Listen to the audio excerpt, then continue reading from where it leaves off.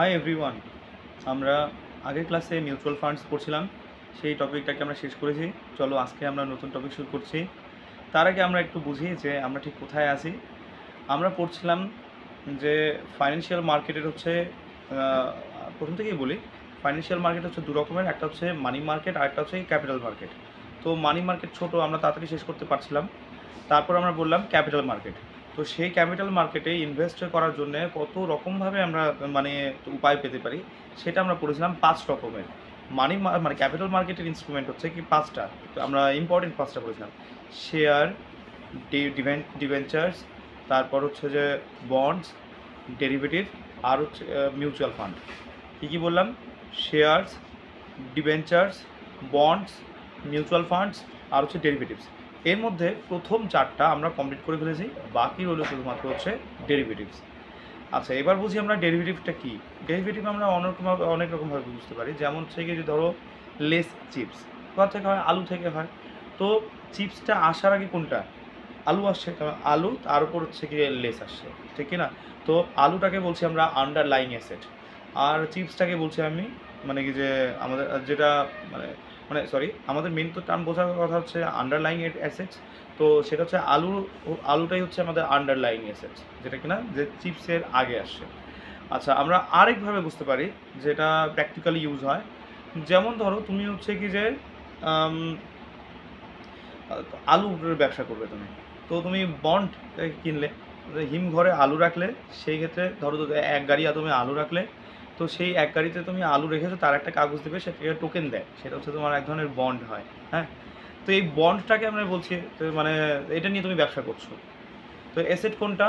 তোমার হচ্ছে কি যে যেটা তুমি হিমঘরে রাখছো, এখন তুমি বন্ডটা বিক্রি করে দিতে পারলে, ঠিক কি না? অ্যাকচুয়ালি ওই আলুর এক্সাম্পলের থেকে, মানে ওই চিপসের এক্সাম্পল থেকে এটা বেশি মানে কি যে বেটার অপশন এক্সাম্পল হিসেবে, যে তুমি 1 গাড়ি হিমঘরে আলু রাখছো, সেই হিসেবে তুমি টোকেন পেলে। এবার আলুর দাম মার্কেটে যত বেশি বাড়বে, তোমার টোকেনের দাম তত বেশি বাড়বে। এটা হচ্ছে আন্ডারলাইং অ্যাসেটস। উপর থেকে দেখা যাচ্ছে না যে অ্যাসেটসটা, কিন্তু টোকেনটা দেখলেই তো তুমি টোকেন নিয়ে ব্যবসা করো, ব্যবসা হবে। তোমাকে বারবার হচ্ছে কি যে গাড়ি ভর্তি আলু তোমাকে ট্রান্সফার করতে হবে না বা এক্সচেঞ্জ করতে হবে না। বোঝা গেল ব্যাপারটা?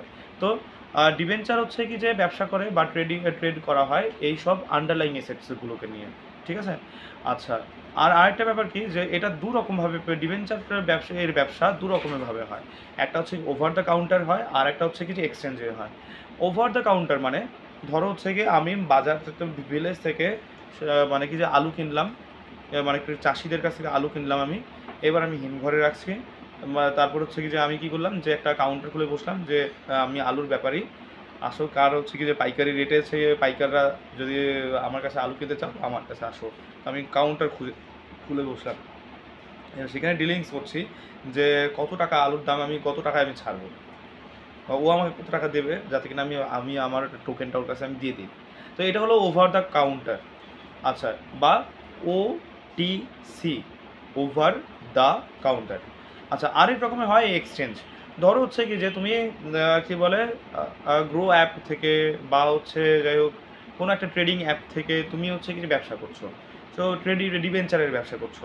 তো সেই ক্ষেত্রে যে সেই পার্টিকুলার স্টকটা, সেটা আলুর স্টক হোক বা সবজির স্টক হোক, বা তোমার হচ্ছে কি যে কী বলে জামা কাপড়ের স্টক হোক না কেন, বা গাড়ির স্টক হোক না কেন, সে তুমি যে কোনো কিছু একটা হোক না কেন, সেটা তুমি কিসের মাধ্যমে ডিলিং করছো? সেটা তুমি করছো Bombay stock exchange, national stock exchange, এই সবের মাধ্যমে করছো তুমি। ওভার দ্য কাউন্টার হচ্ছে কি যে ফেস টু ফেস মিট করলে, আর তুমি হচ্ছে এক্সচেঞ্জে ফেস টু ফেস মিট করার দরকার নেই, অনলাইনের মাধ্যমে হচ্ছে সেই ব্যবসাটা। তো তুমি স্টক এক্সচেঞ্জের মাধ্যমে তুমি ব্যবসাটা করছো। এটা হচ্ছে, তাহলে এই 2 রকমের ব্যবসা হয় ডিবেঞ্চারের। এবার আমরা বুঝি যে ডিবেঞ্চার কত রকমের হয়। ডিবেঞ্চার সাধারণত 4 রকমের হয়। আর হ্যাঁ, যখনই তুমি স্টক এক্সচেঞ্জের মাধ্যমে যখন হচ্ছে কি তুমি ব্যবসা করছো, তার মানে এটা নিশ্চয়ই security and exchange board of India বা সেবির দ্বারা কন্ট্রোল হয়। তো আমরা বলছিলাম যে ডেরিভেটিভ হচ্ছে 4 রকমের হয়। একটা হচ্ছে ফরওয়ার্ড ডেরিভেটিভ বা ফরওয়ার্ড হচ্ছে কি যে কী বলে কন্ট্রাক্ট। 2 নাম্বার হচ্ছে কি যে ফিউচার কন্ট্রাক্ট বা ফিউচার ডেরিভেটিভ। 3 নাম্বার হচ্ছে কি অপশন। আর 4 নাম্বার হচ্ছে সোয়াপস। কী বললাম? 4টা হেডিং দাও। তোমার হচ্ছে কী কী বললাম? ডেরিভেটিভ লিখে 4টে তীর চিহ্ন দেবে। প্রথম তীর চিহ্নতে থাকবে ফরওয়ার্ড, দু নাম্বারটাতে ফিউচার, 3 নাম্বারটাতে অপশন, 4 নাম্বারটাতে সোয়াপ। ধরো তুমি হচ্ছে আজকে এক গাড়ি আলু কিনছো, সেখানে 10,000 কেজি আলু আছে, 7 টাকা কেজি তো তুমি আলু কিনছো, তার মানে 70,000 টাকা তোমার খরচা হয়েছে, ঠিক আছে।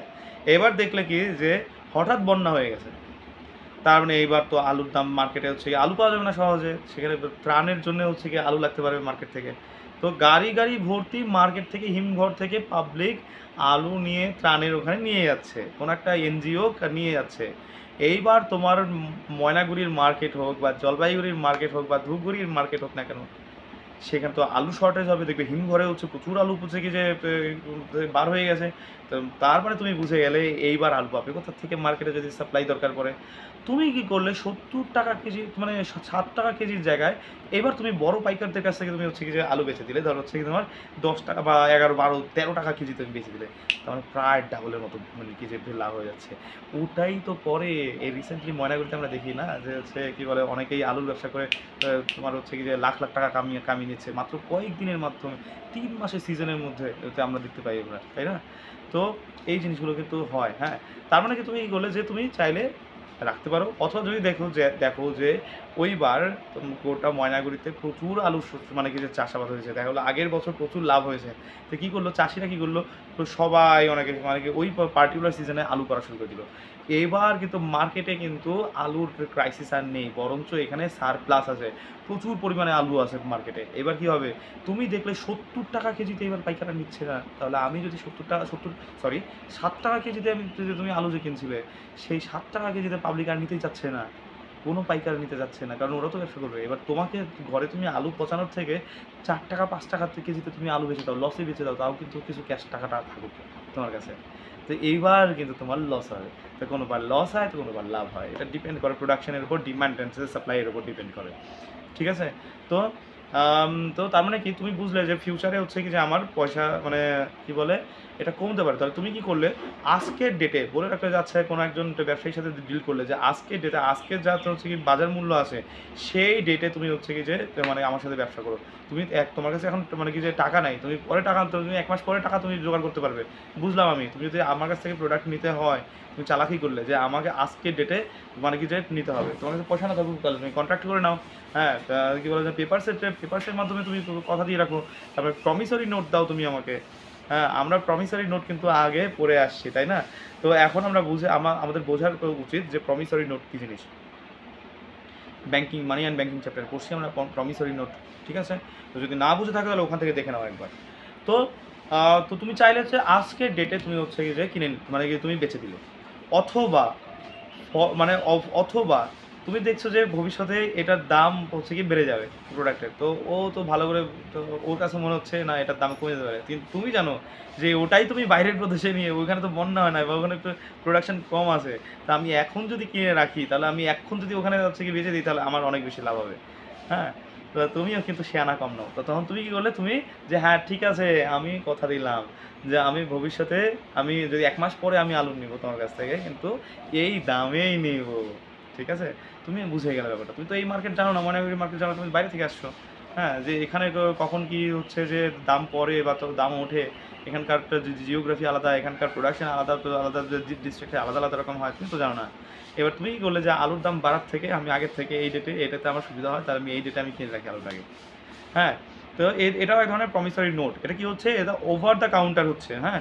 এটাই হচ্ছে ফরওয়ার্ড। কি বললাম যে তুমি 1 মাস পরে মালটা কিনবে, তার জায়গাতে তুমি এখন মানে কিন্তু আগে থেকে প্রমিসরি নোট করা নিলে যে আমি 1 মাস পরে আজকের ডেটে যা দাম আছে সেই ডেটে সেটা আমি 1 মাস পরে আমি কিনবো। এটা হচ্ছে কি যে, এবং সেটা অব্লিগেটরি নেচার। তুমি একবার কথা দিয়েছো, কথা খেলাপ তুমি করতে পারো না, আলুর দাম কমুক চাই পারো।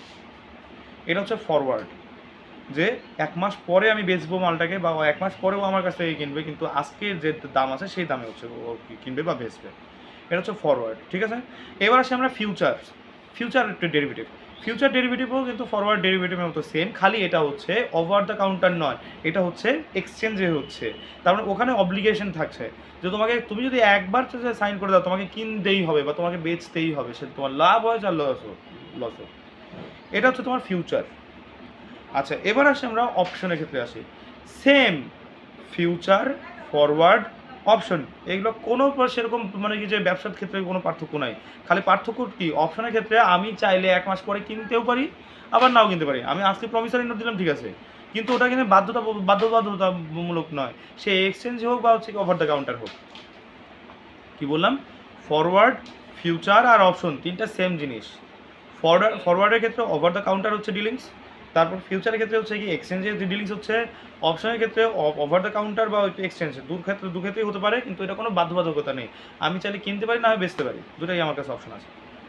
এবার আচ্ছা, এবার অপশন হচ্ছে দু রকমের হয়, একটা কল অপশন আর একটা হচ্ছে পুট অপশন। কল অপশনের ক্ষেত্রে কী হয়, আমি তখন আমি মানে কি যে আমি বুঝতে পারছি ভবিষ্যতে এই মালটা ৫ টাকা দিয়ে কিনলে ১০ টাকা হবে, তাহলে আমি মালটাকে এখন কিনে নিলাম। হ্যাঁ, এটা হচ্ছে কি যে কল অপশন, আমার প্রফিট হবে। আমি এখন কিনে রাখলাম, তাহলে হচ্ছে কি বা আমি কথাটা প্রমিসরি নোট দিয়ে রাখলাম, আমি জানি মালটা ১ মাস পরে দাম বেশি হয়ে যাবে, তাহলে আমি এখন যদি মানে কি প্রমিসরি নোট করাই নি, তাহলে তো ভবিষ্যতে আমি হচ্ছে কি বেচতে পারবো, মানে বেশি দামে বেচতে পারবো। আচ্ছা, এবার আসি আমরা পুট অপশন। পুট অপশনের মানে হচ্ছে কি, ধরো হচ্ছে কি মার্কেটে কি বলে, তুমি ধরো কোনো একটা প্রোডাক্টের দাম হচ্ছে কি ভবিষ্যৎ কমে যাবে, তাহলে বাবা আমি এখনই বেচে দিই। আগেরটা ছিল কেনার সময়, কল অপশন হচ্ছে কেনার সময়, আমি মালটাকে এখন কিনবো, কারণ কি আমি জানি ১ মাস পরে এই মালটার দাম বেশি হয়ে যাবে। আর পুট অপশনটা কি, পুট অপশন থেকে আমি জানি ১ মাস পরে হচ্ছে কি যে দামটা কমে যাবে, তাহলে আমি এখন থেকে আগে থাকতে আমি এটার দাম পাইতে আমি আগে থেকে বেশি দিই। এটা হচ্ছে গিয়ে পুট অপশন। তাহলে আমরা বুঝলাম ফরওয়ার্ড, ফিউচার আর অপশন তিনটা বোঝা শেষ। এবার আমরা বুঝবো সোয়াপস। সোয়াপস হচ্ছে কি বেশি অনেকটা মানে কি কিছুটাই এটা ইন্টারন্যাশনাল ব্যবসার ক্ষেত্রে কাজে লাগে, যখন কিনা কারেন্সি ফ্লাকচুয়েশন হয়। হ্যাঁ, বা হচ্ছে কি ইন্ডিয়াতেও হতে পারে। তো মানে কি যখন কারেন্সি ফ্লাকচুয়েশন হয় তখন প্রবলেমটা হয় হচ্ছে কি যে ইন্টারন্যাশনাল ব্যবসার ক্ষেত্রে। তো কি বলে রিস্ক ম্যানেজমেন্ট ফ্যাক্টর এখানে চলে আসে। একটা হচ্ছে কি যে ইন্টারেস্ট রেট রিস্ক, কখনো কখনো তোমার হচ্ছে ইন্টারেস্ট রেট ফ্লাকচুয়েট করে। হ্যাঁ, বা মিউচুয়াল ফান্ড হোক না কেন, বা তোমার হচ্ছে কি যে কি বলে বন্ড হোক না কেন, বা হচ্ছে কি গোল্ড বন্ড হোক না কেন, বা মাসালা বন্ড হোক না কেন, যাই হোক সে কারেন্সি রিস্ক হোক আর হচ্ছে কি ইন্টারেস্ট রেট রিস্ক, এই দুটোকে ব্যালেন্স করে যখন ট্রেডিং করা হয় তখন সেটাকে বলা হয় মানে কি সোয়াপস। ঠিক আছে, আশা করি আমি মানে কি যে ভালো করে বোঝানোর চেষ্টা করেছি এবং সেটা সমর্থ হয়েছি। তোমরা ভালো করে পড়ো, নেক্সট ভিডিওতে আমরা আরও কিছু মানে ইম্পর্টেন্ট ইনফরমেশন নিয়ে আসবো। বাই।